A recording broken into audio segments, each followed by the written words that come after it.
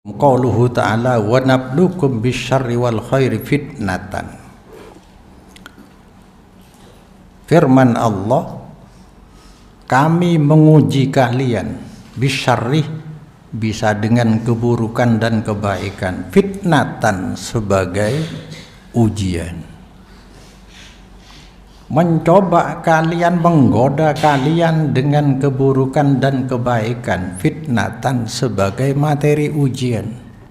Maka kita harus pandai-pandai memilih dengan perangkat nikmat yang diberikan oleh Allah berupa kemampuan berpikir, kebebasan memilih, dan waktu kesempatan yang diberikan oleh Allah. Wa tabirukum bil masaib taratan wa bin ni'amih ukhra.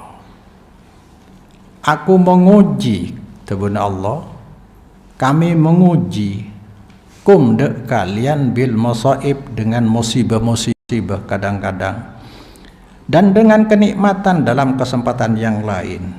Fananduru may yashkuru may yakfur wa may yasbir wa may yaknutu. Kemudian kata Allah, ya, fanandur, aku memperhatikan manda orang yashkuru, sebersyukur, yakni mentaat, waman benda orang yakfuru, seingkar, yakni yang tidak taat, wa maisbir, orang yang sabar, wa mayaknut, orang yang berputus asa.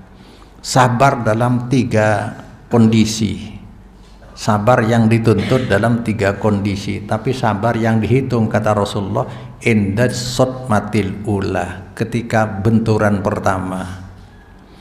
Sabar dalam menghadapi perintah, melakukan perintah, menjalankan perintah dari agama, sabar. Seperti sholat tadi, wa innaha lakabiratun illa alal khashiin. Sholat ini berat kecuali bagi orang-orang yang khusyuk.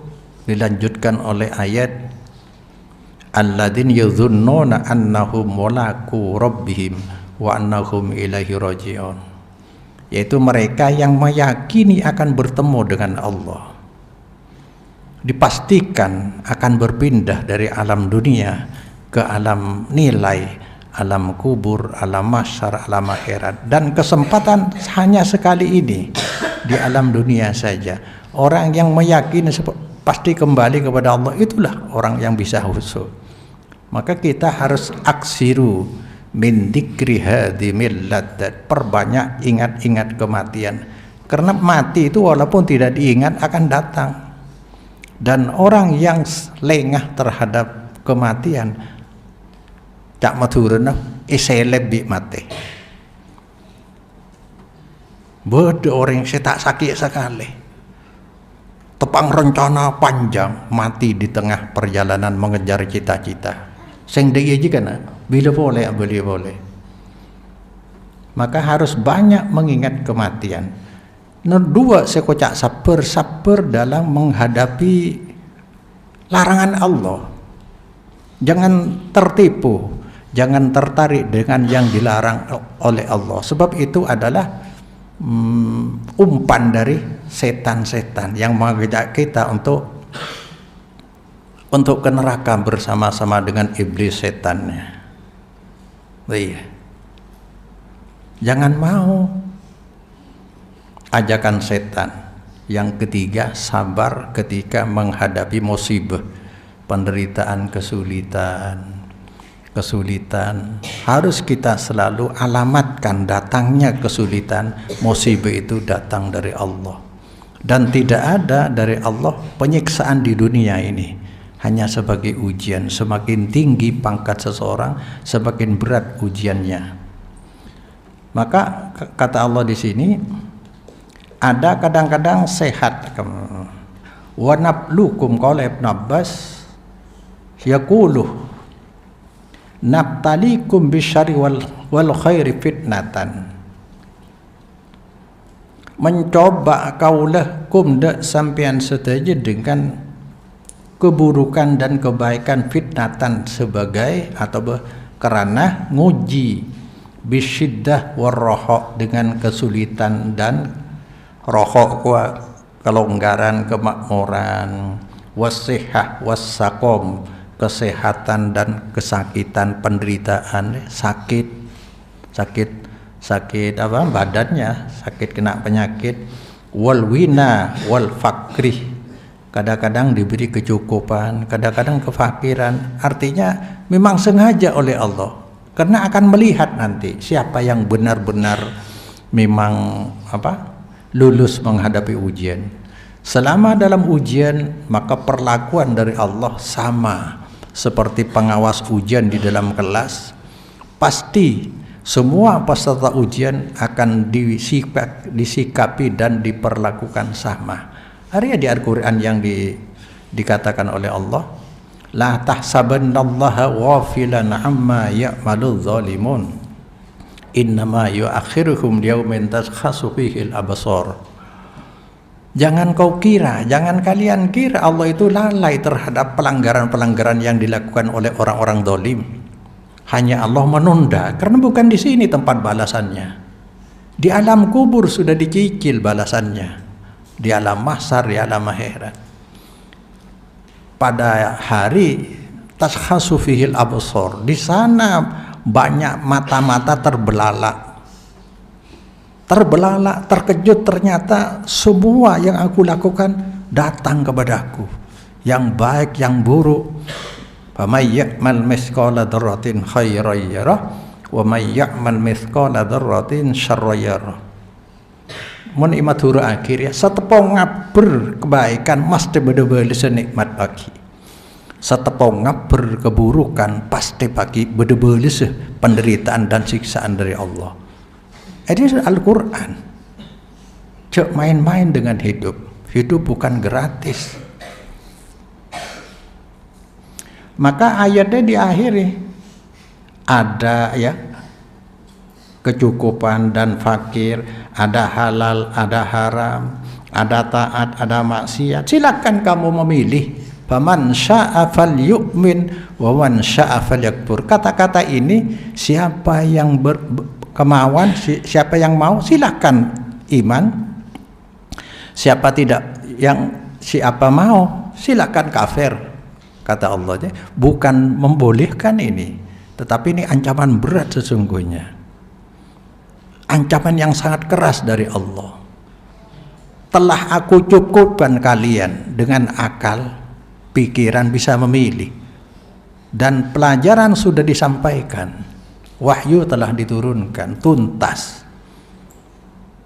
Tinggal kamu, kebebasan yang aku berikan, silakan pilih. Kalau sudah disampaikan, silahkan taat, silahkan tidak taat.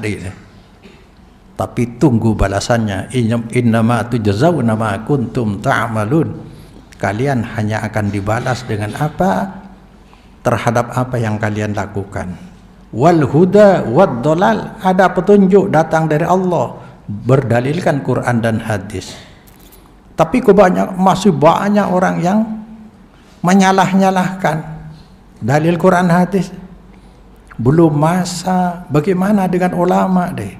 Kok terikat dengan ulama, tidak terikat dengan Allah?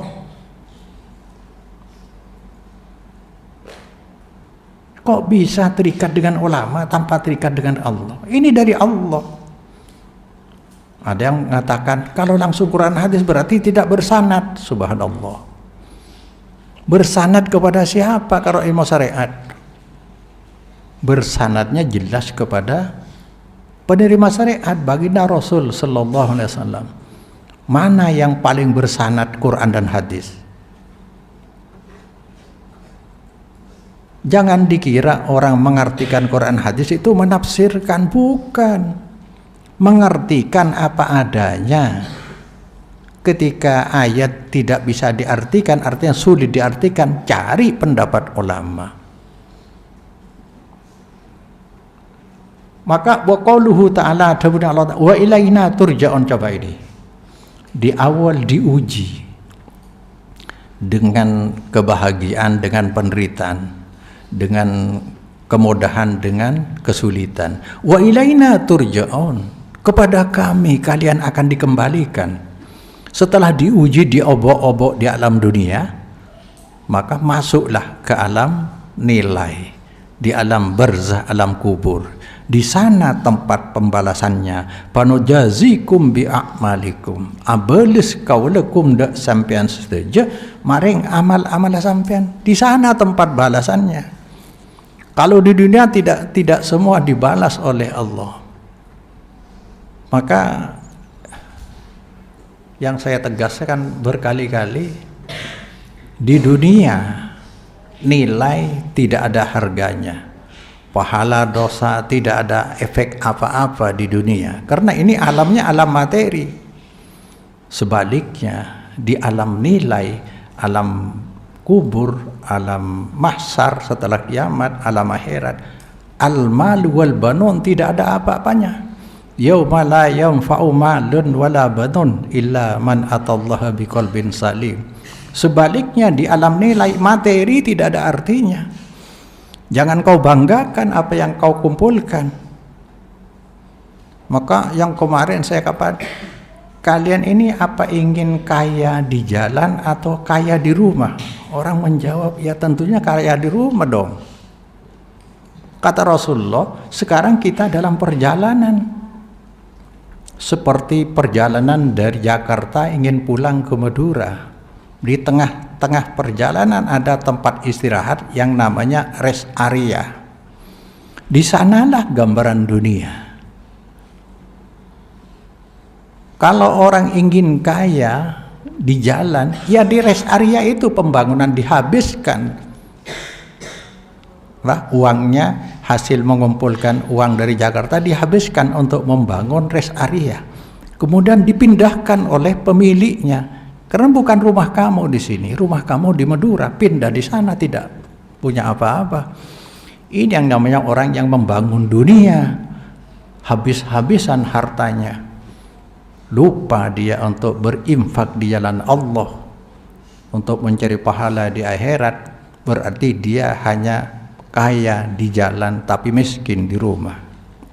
Apa kata Nabi? Mali walid dunya, apa hubungan saya dengan dunia? Innama ana fid dunya karakibin istadallah tahta sajaratin summa raha wa tarakaha. Saya tidak lebih sebagai musafir yang dalam perjalanan berteduh di bawah pohon.